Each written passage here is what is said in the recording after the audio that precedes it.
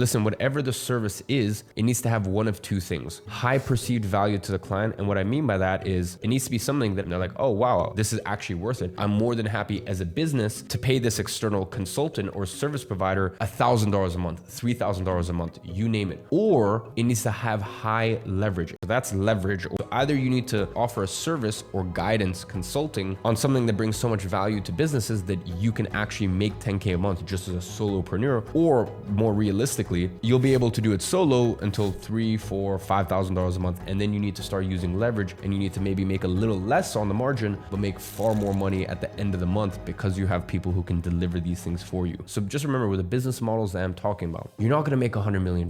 I'm going to be very honest with you. But the other thing that you're not going to do is you're not going to go broke. And that's the unfortunate thing with a lot of these other businesses. For example, I'll give you my main business, my software company. That is a business that gets into the multiple 9 figures, and that's all cool and fine and well, but you need to realize there's a big chunk of money needed that I had to put forward to start the company. And that's number one. But then I had the massive competitive advantage of a massive audience. And even me, it took me 4 years to be like, listen, I'm not ready. I don't feel like I have the skill set, the understanding, and the sort of influence to start a business worth hundreds of millions of dollars. So what did I do? I started a service-based business back in 2016, and I ran that business for 6 years. So just remember, the business model that gets you to $10,000 a month. And by the way, I actually managed to get my service-based business up to $150,000 a month in profit. Can never get further than that. I tried. I'm sure someone else has been able to do it. But for the way that I wanted to run it, which was lean, remote, no office, I was pretty happy with that. So as I was saying, the business that gets you to 10K a month will not necessarily get you to $100 million. But that's okay.